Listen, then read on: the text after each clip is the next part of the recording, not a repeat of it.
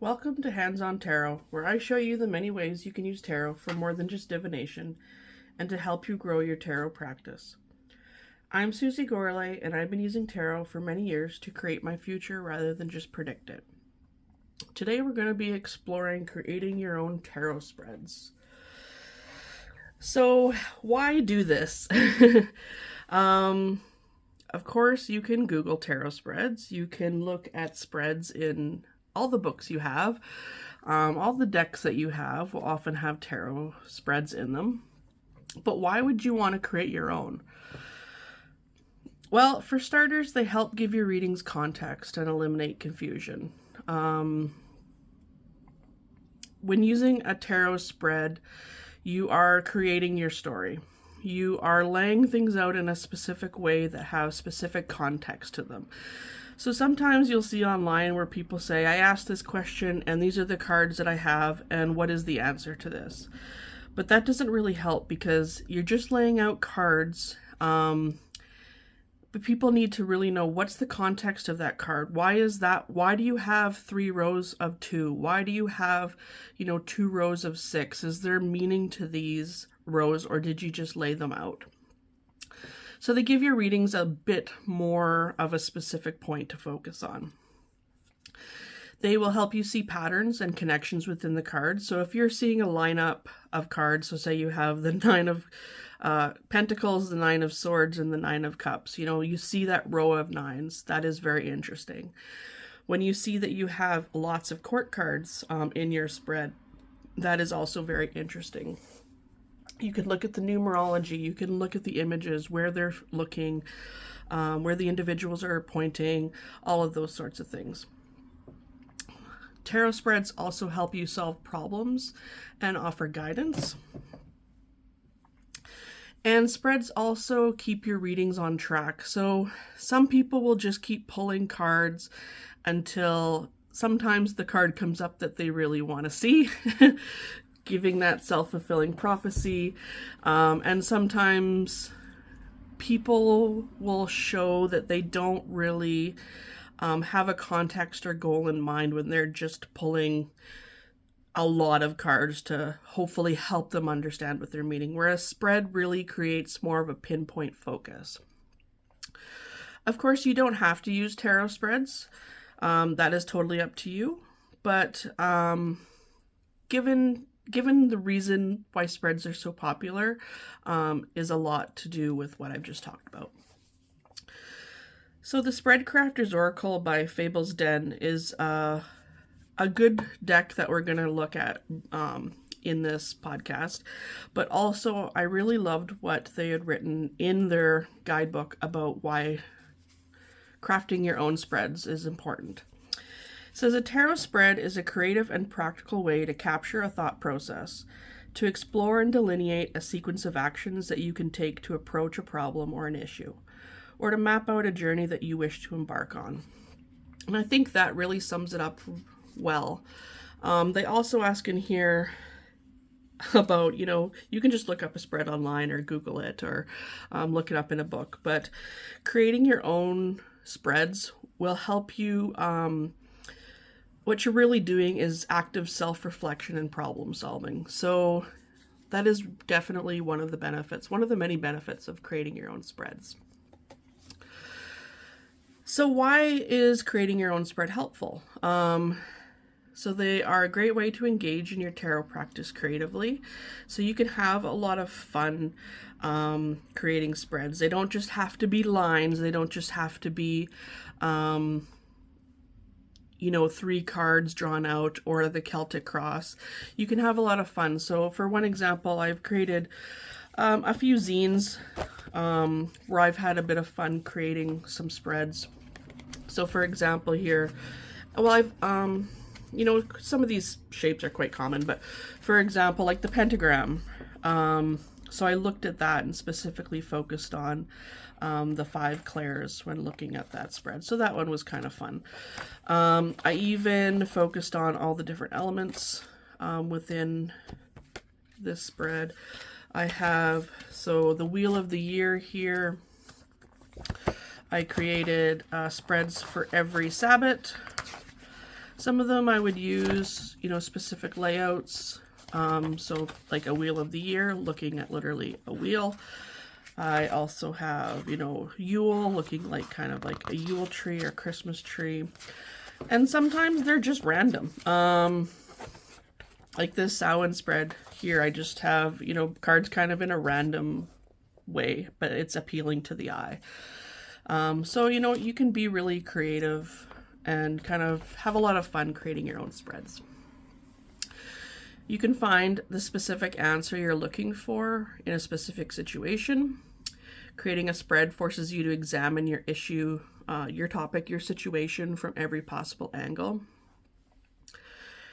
If you're reading for others, the spreads that you create can be a part of the offerings that are unique to you. So you do see this sometimes when looking around, or perhaps you've seen this when you've gone for a reading yourself. If you're a deck creator, you can create spreads specific to your deck's aesthetic. So for example, I created a Unraveled Oracle in 2019 based on most of my fiber arts career. And then I created spreads that have kind of a theme to them, like the sweater spread, the spindle spread, that sort of thing. Warp and weft, like for weaving. So, you know, I had a lot of fun kind of doing that as well. And you'll see a lot of decks that have these sorts of things involved in their guidebooks. I also created, or I'm currently working on a deck, the Caster's Sortilege, which is more about charm casting, but also using cards in it as well, for a casting board that I created a couple years ago. So I'm currently working on that, and I've made up a few spreads for that as well. But spread creation really ignites your sacred space as well. So you're able to use what you have around you. You can pull in different aspects of your practice or things that you work with. So if you work, for me as a practicing witch, you know, I work within the Wheel of the Year. I work within moon phases. If you're someone who, well, the fiber arts deck, you know, I can create spreads specific to that as well, and, you know, what's meaningful to you. So understanding your goal when creating a spread. So it's important to think about not only the question that you want to ask within the spread that you're creating, but the goal of the spread. So you're hoping to come out with a solution of sorts. So what we really want to do is create a storytelling of what the problem might be, what aspects we need to look at, and how we can come up with a solution to that. So what nature of inquiries will your spread cover? What's its purpose? What respects, you know, if the goal is really complex, does it represent a longer term goal, an indirect desire that you have regarding specific questions? Is this goal implied or unspoken? You know, perhaps it could be about what you need to find happiness and peace. You know, what is your purpose? So what is the reason that you are creating this spread? You also want to, my notes are out of order here, target the underlying problem. So quite often, the root of someone's trouble is not specifically an event or argument, but something else that, you know, is a little bit deeper. It could be in result to past trauma, something else that's going on in their life, a coping mechanism, that sort of thing. You know, does the inner child need to be looked at? An example of this is just this past weekend, I did a reading for a client who was talking about a lot of bad luck that's been following them around. And what I really did in the spread that I created is I had 3 rows of 3 cards. And I find 3 at least is a good number of cards to tell a story rather than 1 or 2 cards. So I laid out 3 rows of 3 cards. One, what's on the surface. 1 row is what's under the surface, and then another row of what we're not paying attention to. And what we discovered when doing this simple spread was that really The person was having a lot of issues with their landlord, and it just seemed, because that was something that had been really stressing them out, that everything, just kind of piled on. So in that case, we were able to work out, how perhaps they could deal with the issue at hand, and focus on what is really needed, and then know that these bad luck things that are happening to them are really just little things making themselves bigger because of the stress that they were dealing with. So looking at stuff like that, a spread can really bring out that underlying problem in there. So some questions you might be able to ask is, what are my obstacles? What can I change?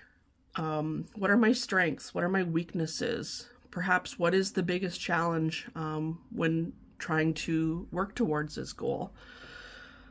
What's blocking me? What is my ultimate goal? You could even, work that out as well. You do want to find a solution, of course, when working with spreads. That is what people are really looking for when they come for a reading, is a solution to a problem. So tarot is about being able to clarify and understand yourself and take your future in your own hands. So finding the solution, gives you a feeling of empowerment. It helps you feel like you now have some guidance to go forward. It gives that advice. So you could ask questions like, what can help me overcome, my issue? Where is this leading to? What should I focus on? Where are my learning experiences? What is clouding my judgment? All those sorts of things. And I would pull at least 1 or 2 cards, especially when finding your solution. And a lot of times your spread is telling that story, working you on that journey to reach that solution and that advice at the end of your spread. So talking about developing positions in your spreads. So keeping in mind that a spread is really telling a story, and all stories have parts needed to make it more compelling. So breaking down your spread into 3 parts is helpful. So the circumstances, the underlying problem, and the solution, which we just went over. So asking a few questions from these parts can really help you develop a story or a narrative from the tarot spread you're designing.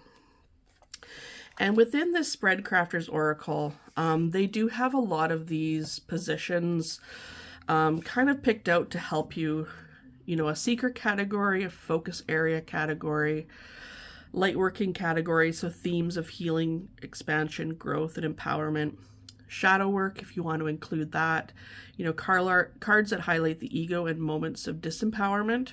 So, also looking at not only what's happening that's wrong, but you also do want to focus on what's happening that you're doing that's good. And then there's that call to action category in here. So, cards that'll help you set intentions and inspire you to move forward. And that empowerment is really what helps people feel like they've had a really great reading. So including these in your spreads is really helpful. So when I created positions within some of my spreads here, so let's see my moon phases, for example. So here's one for the full moon, and I just had these positions just randomly. But looking at the intentions of a full moon and what is usually worked on during that phase, what idea or task should I launch at this time?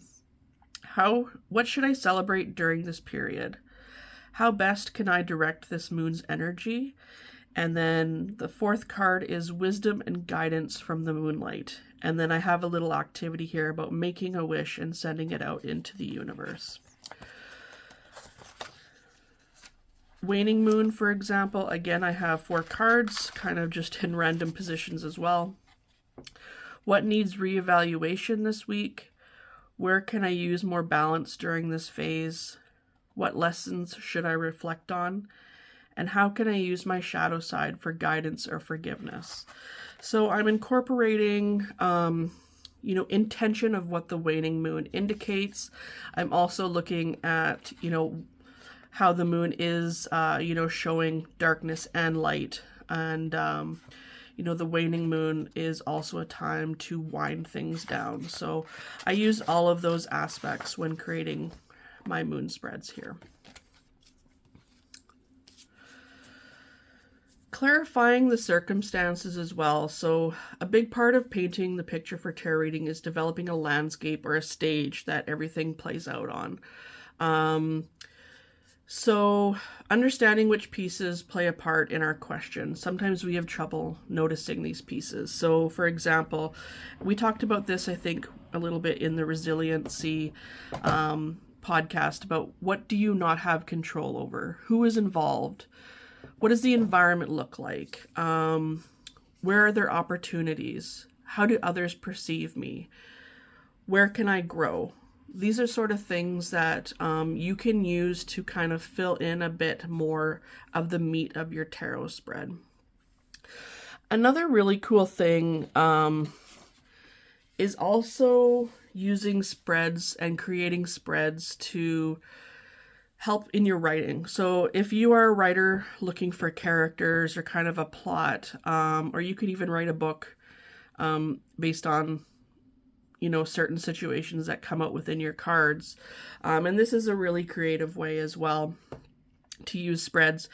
I have this Citadel deck here, and it has a whole bunch of different characters. So the wise one, the enchanter, the scholar, the botanist, the gambler, the smith, the herald, all these sorts of things. You can use spreads to create characters, to create plots, to create stories, to develop characters. So in character development within your writing is also a really cool way that you can, be creative with your spread creation as well. So when designing the layout, once you've pulled a few questions out for each section that you want to include in your spread, you can think about the flow of the story now. So what kind of order do you want these cards to appear? You can just have lines if you like, and then go through a story, kind of like Lenormand. Or you can lay things out in certain ways. So for example, in my Wheel of the Year spread, when I look at the whole year, I have it as in a wheel shape. In my Elemental tarot spreads, I use the shapes of the elements specifically to create 3-card spreads. The pentagram, I created a pentagram shape. So you can use things like that to design your layout, or you can just create really appealing to the eye layouts as well. If you're looking for a health spread, you could lay it in the form of a cross, for first aid. If you're looking for luck, a lot of times people will use like a horseshoe shape, that sort of thing. So, designing your layout, you can have fun doing this as well. So are there going to be cards that oppose each other? So if you think about, what are my strengths? What are my weaknesses? You might have those on opposite sides. Sometimes with year ahead spreads, what am I bridging into the new year? You might have that to one side or the other. What am I leaving behind? You might put that, to the left of your work. What is something unknown? You might have that underneath. So, you can use these sorts of things when designing your spread. Is there significance with card numbers? So that's something important. Are there numerological principles in the spread? Sometimes you see spreads that are for 1111 and they're in the shape of 1111. Are there cards that are going to be adjacent to each other, parallel? You don't have to have all your cards, upright. You can have some sideways. You can have some crossing, which we see in the Celtic cross. There's cards that cross, which means, causing challenges. You can look at that sort of thing. So using creativity in your spread pattern is a lot of fun. So creating magical shapes, for example. So the shape of a spread can set a magical intention. The pattern you form with your cards can also act as a sigil or a symbolic representation of your desired outcome. So for example, square spreads you could use for stability, security, structure, strength. For circles, it could be spreads concerning cohesiveness, well-being, community, integration, wellness. You might want to use a heart for spreads concerning love, passion, and matters of the heart.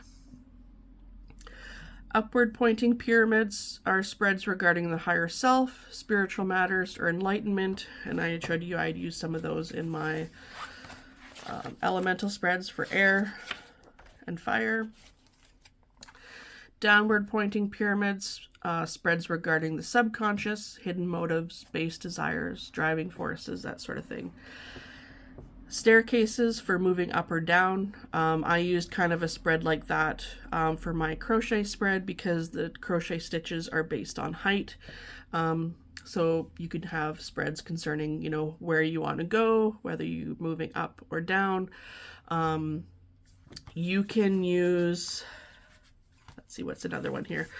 One that I did a bit creatively. So I was looking at the principal elements of alchemy and creating a tarot potion. So I used sulfur, mercury, and salt, and created a 3-card spread this way.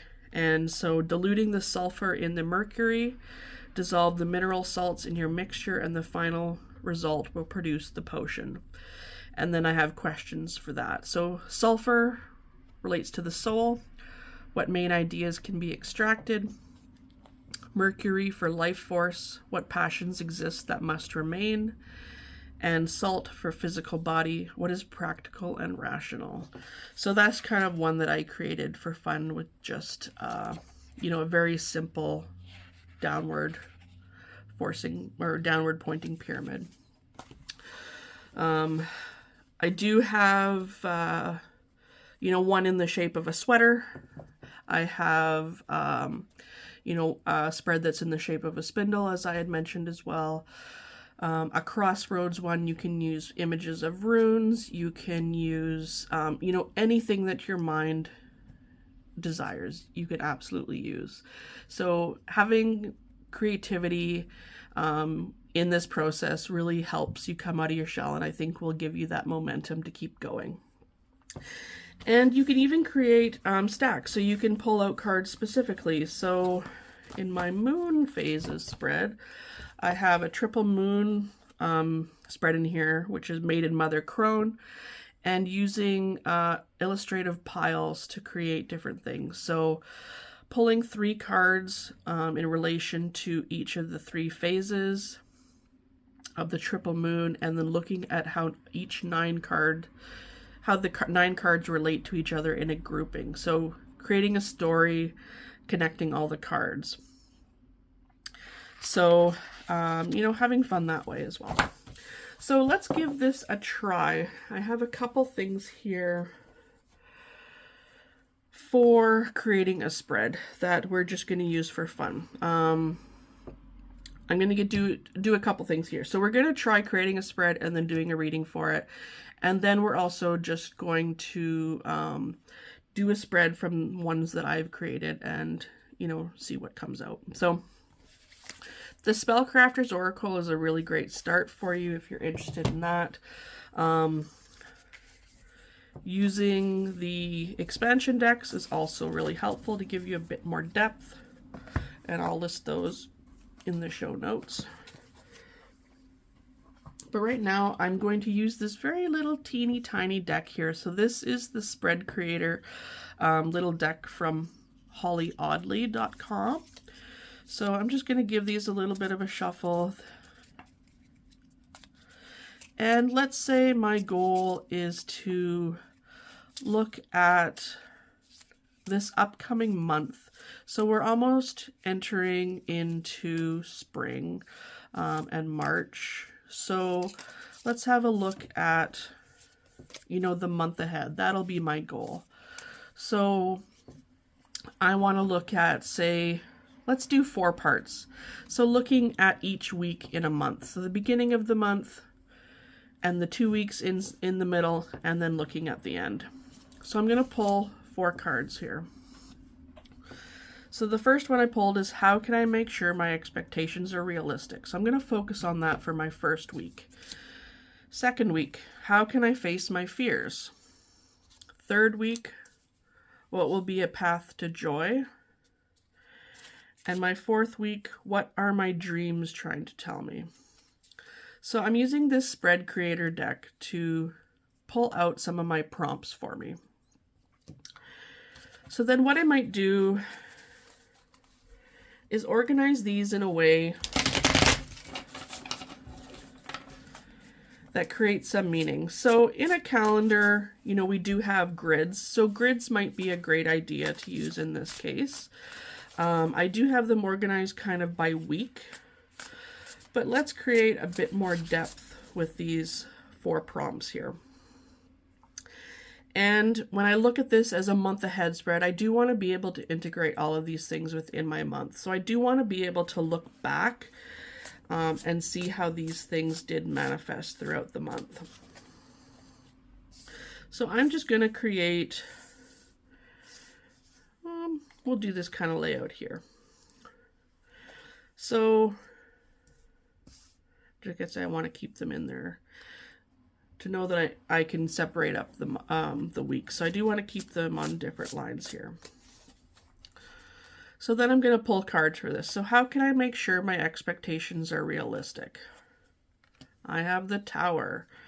So in my first week of this month, I really want to focus on, you know, where I can strengthen, you know, my foundation, where I can build up, that I know is going to be, you know, a structure that I know isn't going to fall down. So what I want to really do in this case is looking at the month ahead. And I know sometimes a Tower card can be very negative, or, you know, in TV and movies, they make you think that it's very negative, but there is a silver lining to the Tower card. So in this case, you know, it could be a breakthrough idea coming up for me. It could be something that I need to build upon, an idea that I've had for a long time that is a really core structure in my work that I want to build upon. So how can I make sure my expectations are realistic? Know that I have something strong to build up upon. So looking for that breakthrough of something that has stood the test of time. In the second week, how can I face my fears? And I have the 4 of Cups here. So one thing as a creative is I do feel afraid of not being busy. I am afraid a lot of times of not having something to keep my hands busy, my mind busy. You know, I need that inspiration to kind of keep me motivated throughout the week as well. So this card coming up, especially when it talks about facing fears, the positives I want to look at here are 4 is a very stable number. So, you know, it is okay to take that downtime, especially when the week before I was really focused on building. And I think in this case now, the fear of not being busy will, you know, face it. You do need to take some rest. You do need to take some time to relax, and being okay with that. So week 3, what are my dreams trying to tell me? Oh, no, that was wrong. Should be, what will be a path to joy? The Lovers. So for joy for me here, I think even especially with the Tower card and the 4 of Cups coming up, for me, the Lovers really is about balance and duality and making choices and being happy with both aspects of a particular situation. So if I was really inspired at the beginning of the month, or if I will be really inspired at the beginning of the month of March, and then I'm having some downtime, you know, finding that I need to have those moments of calm and those moments of relaxation to kind of give me that energy to keep moving forward and to know that, you know, just because I had inspiration at one point doesn't mean it's gone, that it will come back. And making the choice to be creative, to, you know, be creative with my downtime. Perhaps I could be reading a book. Perhaps I could be listening to something, you know, and being okay with not always being busy. What are my dreams trying to tell me? Page of Pentacles. So here we have, when I look at the Page of Pentacles, I think of the Naturalist. So what are my dreams trying to tell me? I think in this case, it's about setting goals, planning ahead, and realizing that things do take time. So those big ideas don't happen overnight. They definitely don't happen over a month. And I need to focus on, you know, building something that takes time. And when we reach back to the tower at the beginning here, I did mention about building something on a solid core foundation. So we do see that coming back around here at the end of the month. So I do see a full circle coming back around here. Knowing that I have to go through a lot of these motions and emotions. And I know a lot of creative people do, you know, having to be okay, knowing that good things do take time. And making goals, writing stuff down will really help, because if there are times when I feel like maybe that inspiration won't come back, you never know what's going to hit you, especially with the Lovers here.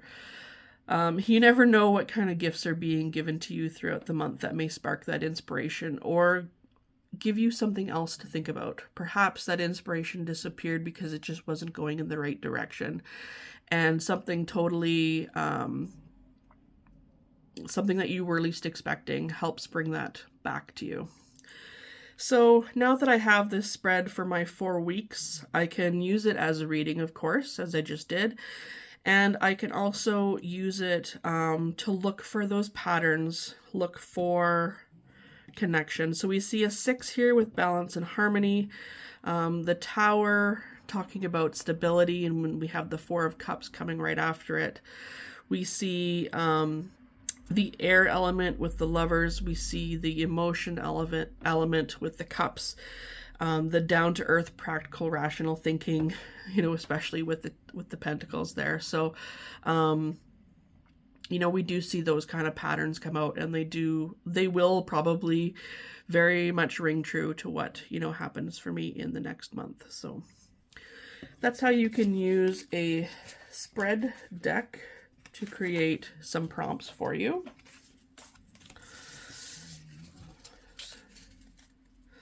So I'm just going to put those on the bottom here, and let's use,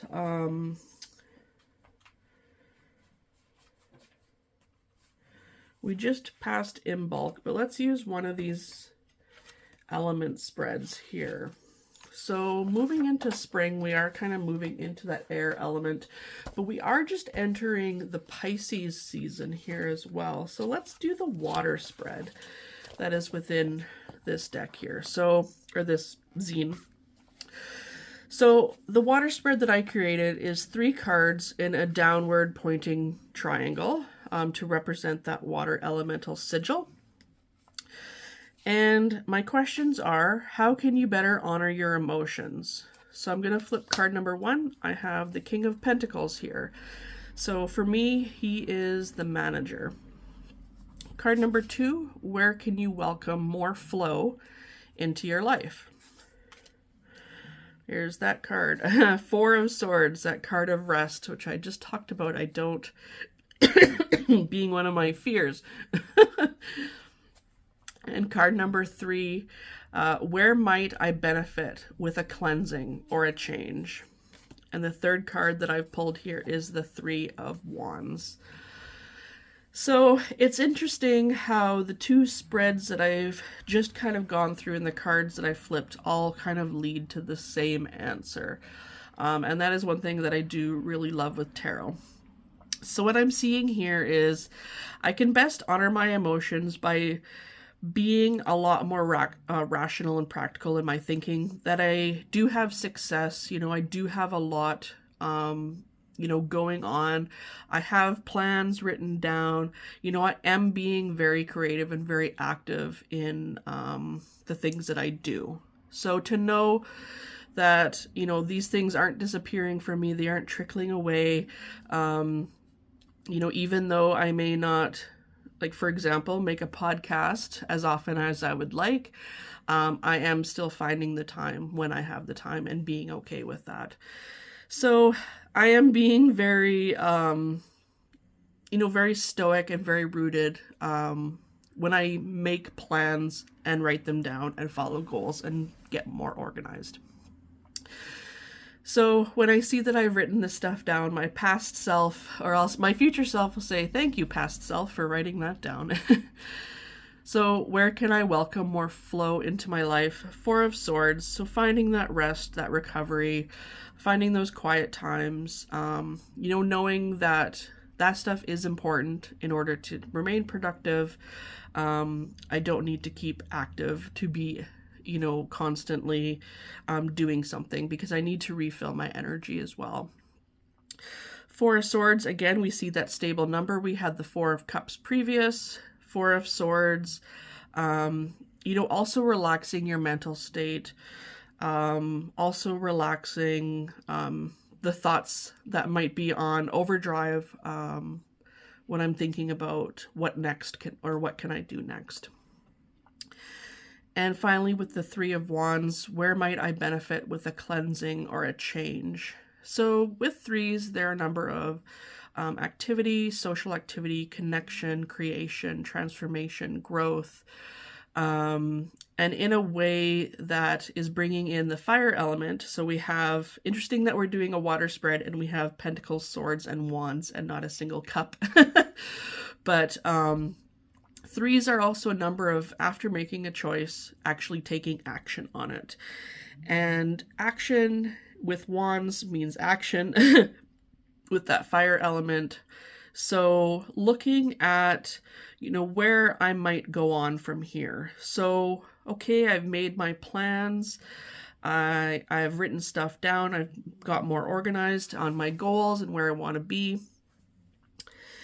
I know that I need to welcome more rest in my life and relaxation, and also to know that the plans that I have made, I do need to take action on them, but there doesn't need to be a huge rush. We only have the Three of Wands. It's not like we have the Eight of Wands showing up here.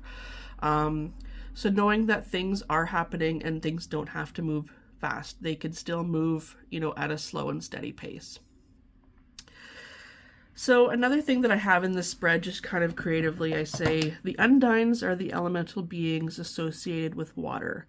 Thank them by spraying perfume near water. So that's a little ritual that you might want to do as well. So I've added little things like that to some of the spreads that I've created. So a couple things that might help you with creating your spread. Some of this information I got from labyrinthos.com. I will post that link in the show notes. And this tome, which I've mentioned before, Holistic Tarot by Benebell Wen, she has a really great list of, in chapter 16, I believe here, devising tarot spreads that you might want to go over as well, which can be really interesting. So she has articulating purpose and objective of spread, decide the theoretical or philosophical principle, apply the principle to a tarot spread layout, how to decide the total number of cards, and determine the indication of each card's position. So this Holistic Tarot might be a great book to help you do that as well. Or any book that lists tarot spreads might give you an idea that might spark that inspiration for you as well on creating your own spreads. So I hope you really have fun doing this. There's a myriad of ways on how to do this. There's no right or wrong way. I hope you have a lot of fun coming up with your own spreads. You could have themes, like a friend of mine made a spread for Bob's Burgers, for example, and different characters and their personalities. You could do anything that interests you. Have fun creating your spreads. And I hope you share them online as well. If you do, let me know so that I can give them a try as well. Because I always love seeing new spreads and trying them out. So if you create your own spread, let me know, and I'll share it as well. Thanks for joining me. I hope you found this episode insightful. If you have any questions or comments, you can email me at handsontarot@gmail.com. Visit my website at susiegorley.com. or find me on Instagram at handsontarot. Thanks for listening. I'm Susie Gorley, and I see tarot in your future.